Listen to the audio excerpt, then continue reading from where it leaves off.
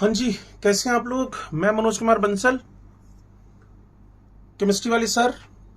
तो हमारे डिस्कशन का टॉपिक आज का है बायोमोलिक्यूल, जो कि अब नीट 2024 में एक अलग से इंपॉर्टेंस रखेगा, क्योंकि इसके साथ वाले चैप्टर जो थे केमिस्ट्री इन एक्शन, जिसको आप केमिस्ट्री एवरीडे लैब बोलते थे, वो भी, दूसरा पॉलीमर, ये दोनों चैप्टर हमारे नीट 2024 के सिलेबस में नहीं है। तो अब जो डिस्कशन होगा वो होगा हमारे पास बायोमोलिक्यूल्स का। तो बड़ी सिंपल सी बात है, बायोमोलिक्यूल में जो हमारा डिस्कशन है, वैसे मैंने कल आपको एक सिलेबस भी दिखाया था, तो वहां कार्बोहाइड्रेट्स का डिस्कशन, प्रोटीन्स का डिस्कशन, विटामिन्स का डिस्कशन, हॉर्मोन्स का डिस्कशन, ये सब है। इसके अलावा डीएनए आरएनए भी साफ साफ लिखे हैं। और 2023 का पेपर आप देखेंगे तो डीएनए आरएनए का क्वेश्चन उन्होंने वहां पूछा हुआ था। तो बड़ी सिंपल सी बातें करते हुए साथ साथ में अगर आप नोट्स बनाना चाहें तो बना सकते हैं।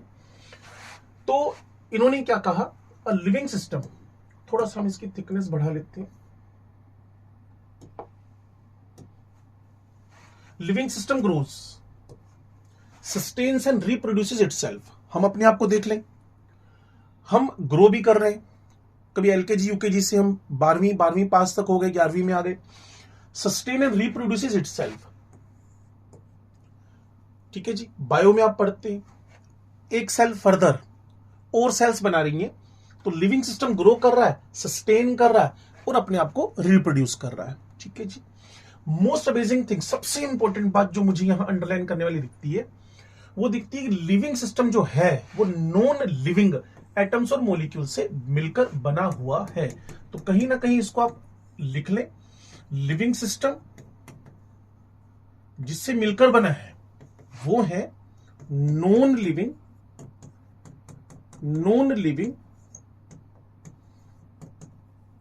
एटम्स और मॉलिक्यूल्स। या तो मैं उसको अंडरलाइन कर देता हूं, जो लिविंग सिस्टम है वो नॉन लिविंग, और उन्हीं नॉन लिविंग का डिस्कशन हमारा बायोमोलिक्यूल चैप्टर है। The pursuit of knowledge of what goes on chemically with in a living system falls in the domain of biochemistry. Biochemistry आप अपने एमबीबीएस के फर्स्ट ईयर में भी पढ़ने वाले हैं। अगर जेई वाले इस वीडियो को देख रहे हैं तो श्योर है कि आपके आगे यूज नहीं है। अगर आप बायोटेक में अपनी डिग्री परस्यू करते हैं तो आपको बायोकेमिस्ट्री का यूज दिख सकता है। अदरवाइज बायोकेमिस्ट्री क्या हुई, इन्हीं नॉन लिविंग एटम्स मॉलिक्यूल को स्टडी करना, the pursuit of knowledge of what goes on chemically with in living system. एक लिविंग सिस्टम में इन नॉन लिविंग मॉलिक्यूल्स के बारे में क्या हो रहा है वो बायोकेमिस्ट्री में आने वाला है। Living system are made up of various complex biomolecules, जैसे कि पहले नंबर पे आपका कार्बोहाइड्रेट हुआ, दूसरे पे आपका प्रोटीन हुआ, तीसरे पे आपका न्यूक्लिक एसिड हुआ, चौथे पे आपके लिपिड्स हुए। इन सब के बारे में हम डिस्कशन करने वाले हैं। तो हमारा पहला टॉपिक जो चलेगा वो कार्बोहाइड्रेट्स पे चलने वाला है। Proteins, carbohydrates are essential constituent are food. हमारे फूड का जो एसेंशियल पार्ट है वो प्रोटीन्स और कार्बोहाइड्रेट्स हैं। सुबह से लेकर शाम तक आप प्रोटीन और कार्बोहाइड्रेट ये दोनों अपने फूड में लेते हो। प्रोटीन्स आपकी मसल्स का फॉर्मेशन कर रहा है, तो कार्बोहाइड्रेट आपको एनर्जी दे रहा है, और एसेंशियल कॉन्स्टिट्यूएंट। तो जब भी कभी कोई पेपर में क्वेश्चन पूछेगा तो एसेंशियल कॉन्स्टिट्यूएंट्स के अंदर कार्बोहाइड्रेट्स आएंगे, एसेंशियल कॉन्स्टिट्यूएंट्स के अंदर कार्बोहाइड्रेट्स आएंगे, प्रोटीन्स आएंगे। जैसा कि अगर कोई एआर आया, कोई स्टेटमेंट टाइप का क्वेश्चन आया, तो आप इस लाइन को अंडरलाइन करके अलग से लिख सकते हैं। These biomolecule interact with each other and constituent the molecular logic of life processes. हमारे मोलिकुलर लॉजिक कि हम कहीं ना कहीं एटम से मोलिक्यूल बना, और हमारा जो नेचर है मोलिकुलर है, लाइफ प्रोसेसेस का मोलिकुलर नेचर है, उसको बताने के लिए ये दोनों के दोनों मोलिक्यूल इनफ है, यूजफुल है, सिग्निफिकेंट है। Now in addition some simple molecule like vitamins, ये डिस्कशन लास्ट में जाकर आएगा, and mineral salts also play an important role in the functions of organisms. जो विटामिन्स हैं, कभी आपने देखा हो, कभी कमजोरी आई हो, वीकनेस आ गई हो, तो डॉक्टर आपको सजेस्ट करता है कि आप विटामिन्स लो, तो कहीं ना कहीं कुछ हमारे पास सिंपल मॉलिक्यूल भी डिस्कशन में आएंगे, जैसे कि ये दोनों तो हमारे डिस्कशन में मेनली 70% चैप्टर का कवरेज कार्बोहाइड्रेट प्रोटीन्स के पास है। In the function of organism, structures and functions of some of these biomolecules are discussed in this unit. तो कुल मिलाकर जो मुझे समझ में आती है बात, मैं इन दोनों पेज का जो कंक्लूजन निकालूं, living system non living molecule से बना हुआ है, कार्बोहाइड्रेट एंड प्रोटीन्स ये बड़े ही important part of the living system है। तो सबसे पहले हम बात करेंगे कार्बोहाइड्रेट्स के बारे में। सबसे पहले हम बात करेंगे कार्बोहाइड्रेट्स के बारे में। तो कार्बोहाइड्रेट्स की बात करें तो कार्बोहाइड्रेट क्या, जैसे नाम से सुनकर लग रहा है कि कहीं ना कहीं ये क्या होएगा, hydrates of carbon, hydrates of carbon, लेकिन सच में ऐसा नहीं है। और primarily produced by the plants, तो अगर कोई बोल रहा है प्राइमरली इनका प्रोडक्शन कहां से हुआ, तो आप बोलेंगे primarily these are produced by the plants, ठीक है जी, and form a very large group of naturally occurring organic compounds. Some common examples of carbohydrates are sugar. अगर मुझे कार्बोहाइड्रेट के एग्जांपल्स में जाना हो, sugars, glucose, starch etcetera, most of them have general formula. तो यहां सबसे पहले आपसे पेपर वाला पूछेगा, अगर मैं कार्बोहाइड्रेट का जनरल फॉर्मूला CN या CXH2O होल वाई लिख रहा हूं, तो क्या ये सही है, तो आप बोलेंगे सही है। लेकिन ये जरूरी नहीं है कि इस फॉर्मूले को सारे के सारे कार्बोहाइड्रेट्स ओबे करें and work considered as hydrates of carbon. मान लो ये भी लिख दिया उसने, carbohydrates are the hydrates of the carbon. तो अगर एनसीईआरटी की बात करूं, उसके अकॉर्डिंग्स में मैं स्टेटमेंट को तो क्या बोलने वाला हूं, ट्रू बोलने वाला हूं। स्टेटमेंट को तो मैं ट्रू बोलने वाला हूं। Now the name carbohydrate was derived, अगर पूछ ले कि कार्बोहाइड्रेट नाम डिराइव कहां से हुआ, तो आप बोलेंगे hydrates of carbon, hydrates of carbon. For example the molecular formula of glucose C6H12 वो 6 है, इस पे लिटरली अप्लाई हो रहा है, C6H12O6 fits into this general formula. लेकिन फिर मैंने आपसे क्या कहा, ये जरूरी नहीं है, ये जरूरी नहीं है कि जो फॉर्मूला मैं आपसे कह रहा हूं वो लिटरली CXH2O होल वाई को ओबे करे और कार्बोहाइड्रेट हो। तो कार्बोहाइड्रेट्स इस फॉर्मूले को ओबे कर भी सकते हैं, नहीं भी कर सकते, कर भी सकते हैं, नहीं भी कर सकते। एग्जांपल दें, but all the compound which fit into this formula may not be classified as carbohydrate. अगर हमारे पास एसिटिक एसिड लिखा हो, ठीक है, इसको एम्पेरिकली हम सबसे पहले तो इसका मोलिकुलर बना लूं, C2H4O2। ले लो जी, ये जो फॉर्मूला है ये लिटरली हमारे पास CnH2nOn पे आ गया। तो हमने कहा जी फॉर्मूला तो ओबे कर रहा है, क्या ये कार्बोहाइड्रेट है? उसने कहा but all the compound which fit into the formula may not be classified as carbohydrate. तो कोई जरूरी नहीं है कि जो फॉर्मूला ओबे करेगा वो कार्बोहाइड्रेट ही होएगा, और जो फॉर्मूला ओबे नहीं करेगा वो कार्बोहाइड्रेट नहीं होने वाला। तो simple CXH2O whole Y formula ओबे करने वाला कार्बोहाइड्रेट हो सकता है और नहीं भी हो सकता। हो सकता में ग्लूकोज है, फ्रक्टोज है, सुक्रोज है, नहीं में आपके ये एसिड्स है, but is not a carbohydrate. Similarly जैसे रेमनोज शुगर है, C6H12, ऐसे में एक एग्जांपल को बदल दूं तो आप ज्यादा इसके साथ फेमिलियर हैं, 2-डीऑक्सीराइबोस, 2-डीऑक्सीराइबोस। अगर मैं बात करूं 2-डीऑक्सीराइबोस शुगर, 2-डीऑक्सीराइबोस शुगर, आपको नाम से पता चल रहा है कि एक ऑक्सीजन उड़ी हुई है और ये पेंटोज शुगर है, C5H10O5 लिखना है, 4 है, तो फॉर्मूला ओबे नहीं कर रहा, लेकिन फिर भी कार्बोहाइड्रेट है, is a carbohydrate but doesn't fit into this definition. तो रेमनोज याद कर लो, RHAMNOSC, या फिर आप 2-डीऑक्सीराइबोस याद कर लो, जो फॉर्मूला ओबे नहीं कर रहा लेकिन फिर भी। अब देखो प्रॉब्लम क्या आएगी, लोग कहेंगे यार वो बात बताओ जिसमें सारे के सारे कार्बोहाइड्रेट कवर हो जाए, हमें वो बात बताओ जिसमें सारे के सारे कार्बोहाइड्रेट कवर हो जाए। तो सारे के सारे कार्बोहाइड्रेट कवर करने के लिए मुझे एक डेफिनेशन बोलनी पड़ेगी, polyhydroxy aldehyde ketones, polyhydroxy aldehyde ketones सारे के सारे इस फॉर्मूले को क्या करेंगे, ओबे करेंगे, जितने भी हैं। फॉर एग्जाम्पल अगर मुझे डेफिनेशन ऑफ कार्बोहाइड्रेट्स लिखने के लिए बोल दे तो मैं क्या बोलने वाला हूं, पॉली हाइड्रोक्सी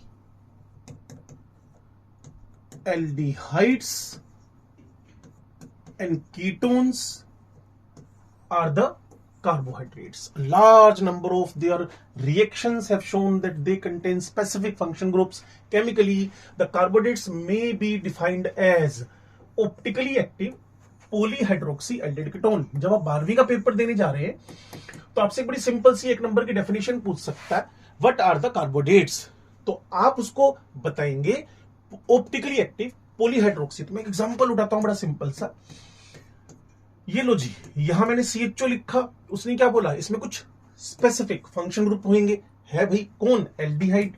यहां OH लिखा, यहां H लिखा, इसको CH2 OH कर दिया। अगर आपने कैरलिटी, ऑप्टिकल एक्टिविटी, ऑप्टिकल आइसोमेरिज्म पढ़ी है तो आपको पता होगा कार्बन पर 4 अलग ग्रुप हमें दिख गए, तो एक्टिव भी यहां डिफाइन हो गया। पॉलीहाइड्रोक्सी कम से कम 2 OH का होना मस्ट है, 2 OH भी आ गए। एल्डिहाइड भी हो सकते हैं, हाँ जी, कीटोन भी हो सकते हैं, लो जी एग्जांपल देता हूं मैं आपको। ये CH2 OH हुआ, C डबल बॉन्ड हुआ, CH2 OH हुआ, क्या ये पॉलीहाइड्रोक्सी है, हाँ जी है। कीटोन है, हाँ जी है। क्या ये एक्टिव है, ये मस्ट नहीं हुआ। तो कुल मिलाकर डेफिनेशन में बोल सकता हूं कि मैक्सिमम ऑप्टिकली एक्टिव होंगे, लेकिन सारे के सारे ऑप्टिकल एक्टिव हो ये मस्ट नहीं है, ये मस्ट नहीं है। May be defined as optically active polyhydroxy aldehyde ketone. तो ये आपकी 12वीं के लिए भी और नीट के लिए भी डेफिनेशन बन गई है। लेकिन वो पूछेगा क्या एसेंशियली ऑप्टिकल एक्टिव होते हैं, आप बोलेंगे नहीं नहीं, ऑप्टिकल एक्टिव हो भी सकते हैं, नहीं भी हो सकते हैं। Most of the carbohydrates are optically active, most of the or the compounds which produces such units on hydrolysis. Some of the carbohydrates which are sweet in taste, उनको हम sugars बोलते हैं, मीठे हैं जब। most common sugar used in our homes named as sucrose, जिसको आप table या किचन शुगर बोलते हो, घर में चीनी डलती है ना हमारी चाय में, दूध में, हाँ आइसक्रीम में या जिसमें भी, क्लियर, तो सुक्रोज है आपके पास। Where is a sugar present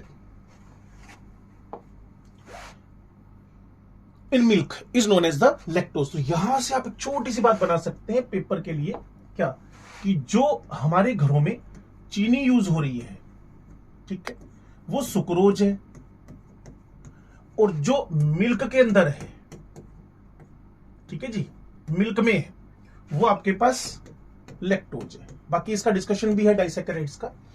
carbohydrates are called the सैकेराइड्स, सैकेराइड्स, और इसका मतलब क्या होता है, शुगर, सैकरोन, सैकरोन। केमिस्ट्री एक्शन हमारे सिलेबस में नहीं है, लेकिन जब केमिस्ट्री एक्शन हमारे सिलेबस में तो वहां सैकरीन आता था, artificial sweetener, saccharin artificial sweetener, saccharin artificial sweetener. तो वो वर्ड आप सीख सकते हैं। सैकरोन का मतलब क्या हो गया, शुगर, ठीक है जी। Carbohydrates are classified on the basis of their behaviour on the hydrolysis. अब हमें क्या करना है, डेफिनेशन सीखने के बाद इन कार्बोहाइड्रेट्स का क्लासिफिकेशन करना है। हमें डेफिनेशन सीखने के बाद अब कार्बोहाइड्रेट्स का क्लासिफिकेशन करना है। तो हर चीज के क्लासिफिकेशन का कुछ ना कुछ बेसिस होता है। Classification of carbohydrates, her classification का कुछ ना कुछ क्या होएगा, बेसिस होएगा। तो इस क्लासिफिकेशन का बेसिस क्या है, इस क्लासिफिकेशन का basis mean with respect to, वो है आपके पास hydrolysis units, hydrolysis units which are produced by the carbohydrates. तो on the behalf of hydrolysis और इससे बनी हुई यूनिट्स जो प्रोड्यूस हुई हैं, उस बिहाफ पे हमने इसको क्या कर दिया, क्लासिफाई करेंगे। तो क्लासिफाई करते हैं जी कार्बोहाइड्रेट्स को। डेफिनेशन एक बार फिर जल्दी से हम इसकी समरी पे ध्यान दे ले। मैं जब पहला पेज कर रहा हूं तो मुझे बताया गया कि लिविंग कहां से प्रोड्यूस हो रहे हैं, नॉन लिविंग से, ठीक है जी। प्रोटीन कार्बोहाइड्रेट मेन है, इसके अलावा विटामिन भी मिलते हैं हम लोगों को। कार्बोहाइड्रेट के बारे में बोला गया general formula CxH2 whole Y है। मैंने कहा बात ठीक है बिल्कुल। फिर वो बताना शुरू हुआ कि इस फॉर्मूले को ओबे करने वाले कार्बोहाइड्रेट तो है ही, कई बार इस फॉर्मूले को ओबे नहीं करते, वो भी कार्बोहाइड्रेट है। मैंने कहा एग्जांपल दो, तो एक मैंने जोड़ा 2-डीऑक्सीराइबोज, दूसरा इन्होंने बताया रेमनोज, ठीक है जी। उसके बाद उसने मुझे बताया कि क्या हम कार्बोहाइड्रेट्स को क्लासिफाई कर सकते हैं, किस तरीके से, डिफाइन कर सकते हैं किस तरीके से? मैंने कहा हाँ जी। क्या हुई इसकी डेफिनेशन? इसकी डेफिनेशन हुई कि जो कार्बोहाइड्रेट्स हैं वो ऑप्टिकली एक्टिव, ये मोस्ट ऑफ है, सारे नहीं है, 100% नहीं है, तो उसने लिख दिया carbohydrates are always optically active. तो स्टेटमेंट गलत हो जाएगा अगर आप नीट का या जेई का एग्जाम देने जा रहे हैं तो। सुनिए फिर वो क्या कह रहा है, but all the compound which fit into the formula may not be classified as carbohydrate. मैंने एग्जांपल बताया, उसके बाद डिस्कशन क्या करा उसने कि डेफिनेशन दो, generally optically active polyhydroxy aldehyde ketones और produces this type of units on hydrolysis. क्या बोल दिया उसको? कार्बोहाइड्रेट। ठीक हो गया बात बिल्कुल। उसके बाद उसने एग्जांपल दिया शुगर, जो हमारे घर में किचन में, वो आपके पास क्या हो जाएगी? सुक्रोज। जो दूध में मिल्क में वो लैक्टोज। फिर हम क्लासिफिकेशन पे आ गए, basis of their behaviour on hydrolysis. किसी भी क्लासिफिकेशन में ये रूल होता है कि आप जब क्लासिफिकेशन करने लगे तो बताएं हमने किस बिहाफ पे क्लासिफिकेशन किया है। So this classification is based on the hydrolytic products. और हाइड्रोलाइटिक प्रोडक्ट्स जो आएंगे वो मोनोसैकेराइड, फिर ओलिगो रखेगा, फिर पोली रखेगा। तो मैं एक बार आपको क्लासिफिकेशन का तरीका बता देता हूं क्या किया उसने। यहां रखा जी उसने कार्बोहाइड्रेट्स, ठीक है जी। फिर बेसिस मैंने बता ही दिया था आपको क्या है। यहां पहले आपके पास मोनोसैकेराइड्स,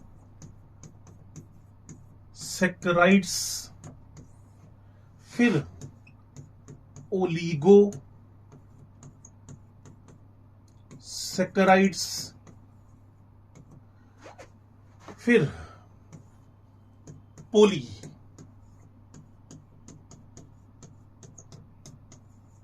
सैकेराइड्स। जो मोनोसैकेराइड है इनका हाइड्रोलाइसिस होने वाला नहीं है।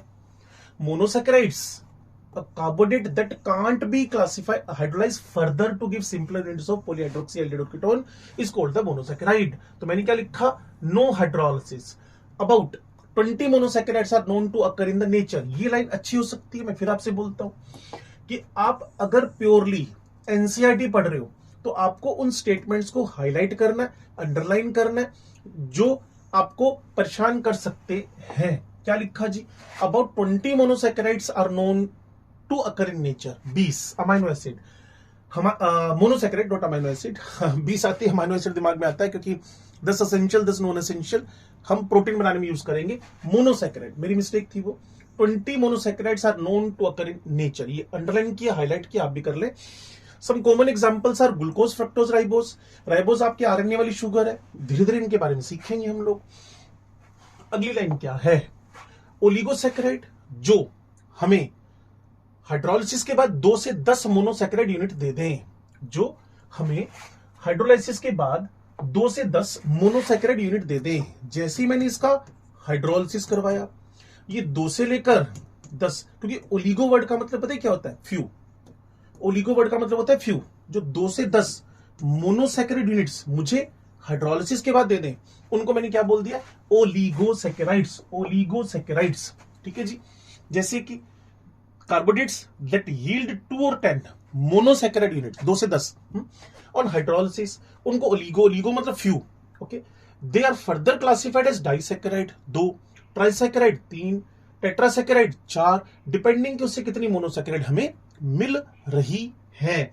They provide on hydrolysis amongst these the most common are disaccharides. इन सब में डाई में से मैंने उसके लिए भी बच्चों को बता रखा है एमएलएस। आप याद कर ले जो हमारा सिलेबस है, एमएलएस। माल्टोज पहली शुगर हो गई, एमएलएस। फिर लैक्टोज हो गई आपकी दूसरी शुगर। तीसरी आपके पास क्या हो गई है?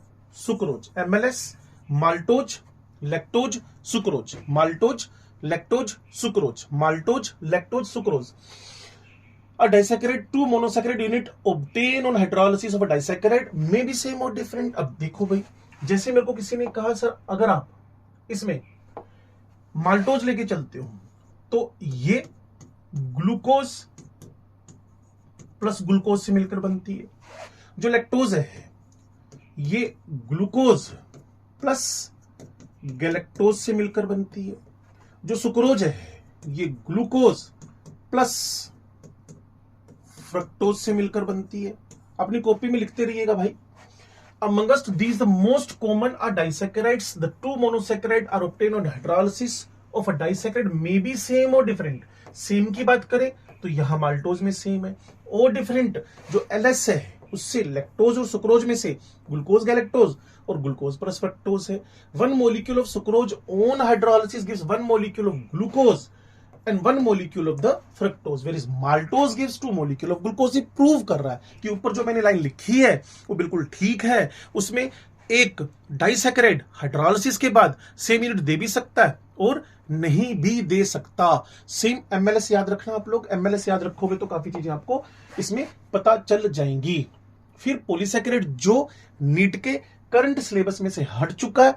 हाँ जी, जब मैं किसी कार्बोहाइड्रेट का हाइड्रोलिसिस करूंगा, जब मैं किसी कार्बोहाइड्रेट का हाइड्रोलिसिस करूंगा तो वहां मुझे अगर एक 10 से ज्यादा carbohydrate which yield large number of the monosaccharide units of the hydrolysis are called the polysaccharide. इसमें सिलेबस का पार्ट अब नहीं रहा, starch, cellulose, glycogen and gums. ठीक है जी, तो ये याद रखना आप लोग, starch, cellulose, glycogen and gums. Double G यहां है, एससी यहां है, तो एससी डबल जी याद करने का तरीका है। स्टार्च हुआ, सेलुलोज हुआ, ग्लूकोज गम्स हुए, ग्लाइकोजन और गम्स हुए। याद करने तो ऐसे आप लोग इनुलिन भी याद कर सकते हो जो फ्रक्टोज से बना हुआ है, इनुलिन।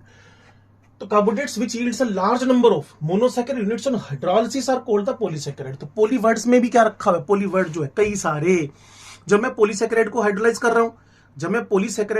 कर रहा हूं, तो मुझे वहां मिलने वाली यूनिट्स 10 से ज्यादा होंगी, और जो 10 से ज्यादा यूनिट्स हैं वो, अगर मैं स्टार्च की बात करूं तो वहां अल्फा डी ग्लूकोज बताऊंगा, अभी जल्दीबाजी नहीं करते हम लोग।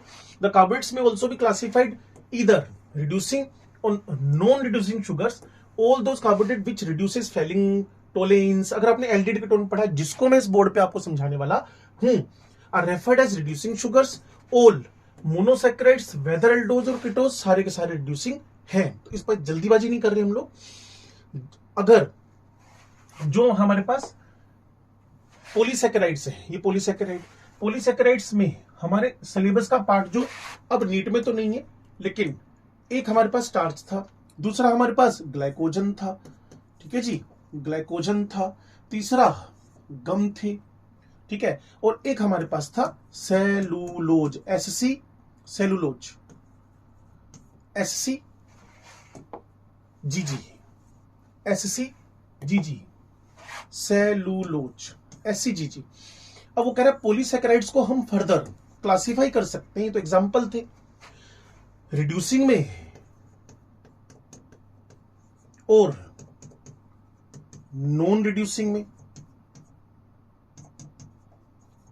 रिड्यूसिंग जो फेलिंग सॉल्यूशन और टोलेंस को रिड्यूस कर दे, और नॉन रिड्यूसिंग जो फेलिंग टोलेंस एक्सेट्रा को रिड्यूस न कर पाए। इसके बारे में डिस्कशन हमारे सिलेबस का पार्ट है। तो carbohydrate mono, carbohydrate oligo, carbohydrate poly. Mono जिसका फर्दर हाइड्रोलाइसिस नहीं होगा, ओलिगो जिसके फर्दर हाइड्रोलाइसिस से 2 से 10 यूनिट्स हमें मोनोसैकेराइड की मिलेंगी। मेन इसमें डाइसैकेराइड का एमएलएस एग्जांपल था, मैंने आपको बताया था एमएलएस का एग्जांपल। वो कह रहा है एमएलएस एग्जांपल में अगर जो डाइसैकेराइड है उसके हाइड्रोलिसिस से जो मोनो बन रहे हैं वो सेम हो भी सकते हैं, नहीं भी हो सकते, एग्जांपल में मैंने आपको बताया। फिर पॉली जिसके हाइड्रोलिसिस से कई सारी मोनोसैकेराइड यूनिट बनेंगी, जैसे कि हमारे पास सेलुलोज या फिर स्टार्च या फिर ग्लाइकोजन या गम्स हैं।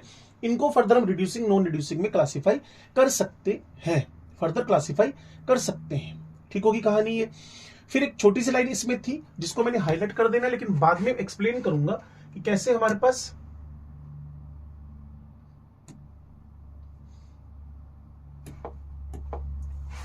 ये वाली लाइन फेलिंग टोलिन जितने भी हमारे मोनोसैकेराइड है, चाहे कोई भी हो, एक line perfectly with high authenticity बोल सकते हो, all the monosaccharides are reducing, all the monosaccharides are reducing. इसको एक्सप्लेन करेंगे हम लोग डिटेल में। यहां से मोनोसैकेराइड हमारे शुरू हो रहे हैं, तो इस इंट्रोडक्टरी पार्ट को एक बार आप रिवाइज कर लें। देन में मोनोसैकेराइड्स, फिर इसमें हमारा ग्लूकोज शुरू हो जाएगा, फिर उसका प्रिपरेशन कैसे होंगे, फिर उसकी प्रॉपर्टीज क्या होंगी, इसको हम डिटेल में स्टडी करते हैं।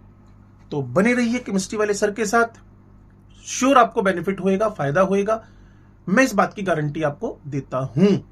दूसरों को सुने, मुझे भी सुने, आपको पता चलेगा कि हम क्या पढ़ा रहे हैं और डिटेल में क्या हमें पढ़ना चाहिए। ठीक है जी।